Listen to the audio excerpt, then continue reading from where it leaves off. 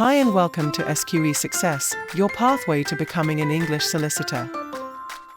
In this question bank series, we'll look at 3 questions on the remedial order, which falls under disputes resolution in FLK1. Let's dive in. Here's the first question we tackle today.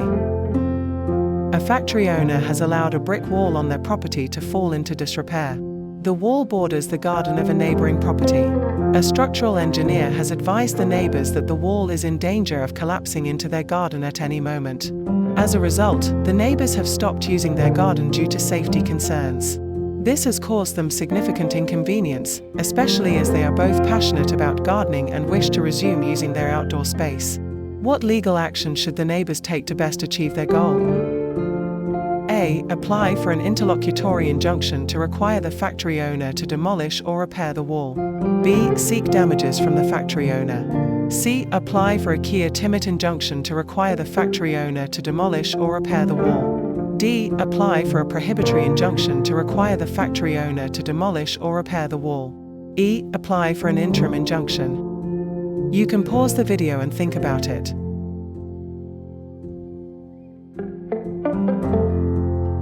The best answer is C. Apply for a Quia Timet injunction to require the factory owner to demolish or repair the wall. A Quia Timet injunction is a preventive remedy that is used before any actual damage or injury has occurred, but where there is a real and imminent risk of harm. The phrase Quia Timet means because he fears in Latin. In this case, no damage has yet occurred, but there is clear evidence of a likely future nuisance or danger, supported by a structural engineer's advice. The neighbors wish to prevent a future collapse of the wall and restore safe use of their garden. This makes a Quia Timet injunction the most suitable legal remedy, compelling the factory owner to take preventive action, such as demolishing or repairing the wall before harm arises.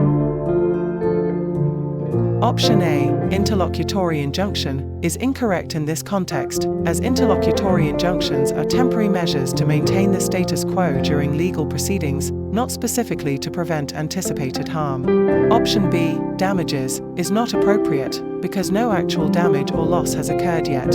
Option D, prohibitory injunction, is generally used to restrain a party from doing something, not to compel them to take action. Option E, interim injunction, is another term for interlocutory injunction and does not address the preventive nature required here. Let's look at another question very similar to the first question. A factory owner has neglected a brick wall that borders their neighbor's garden. A structural engineer says it may collapse soon. The neighbors have started legal proceedings for private nuisance.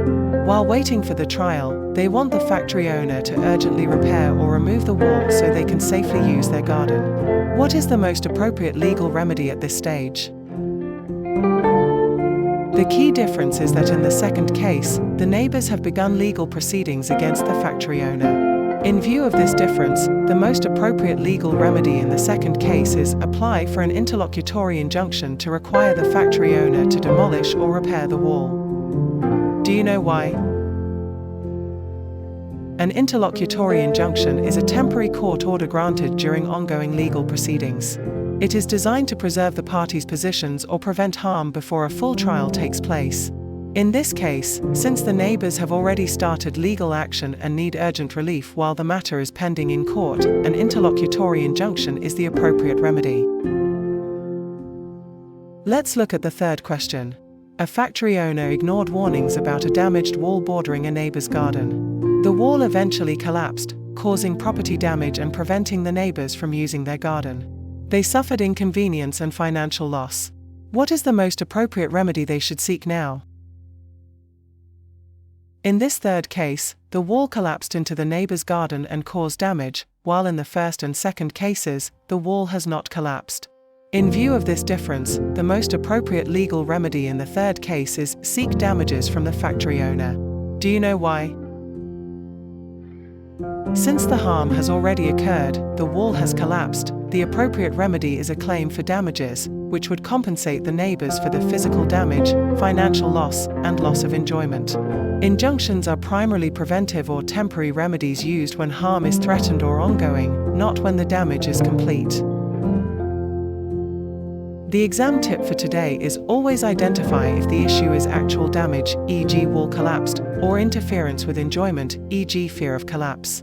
Before any harm occurs, or when harm is threatened but hasn't yet happened, the claimant should apply for Quia Timet injunction. To prevent irreparable harm while the case is ongoing, interlocutory or interim injunction is appropriate.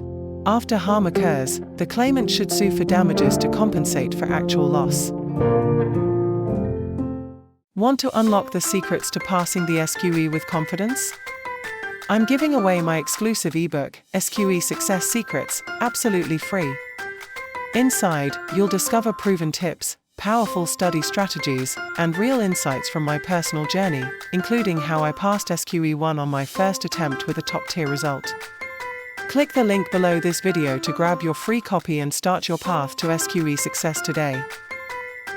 Let's turn your ambition into qualification. Subscribe now to SQE Success and start your great SQE journey with confidence.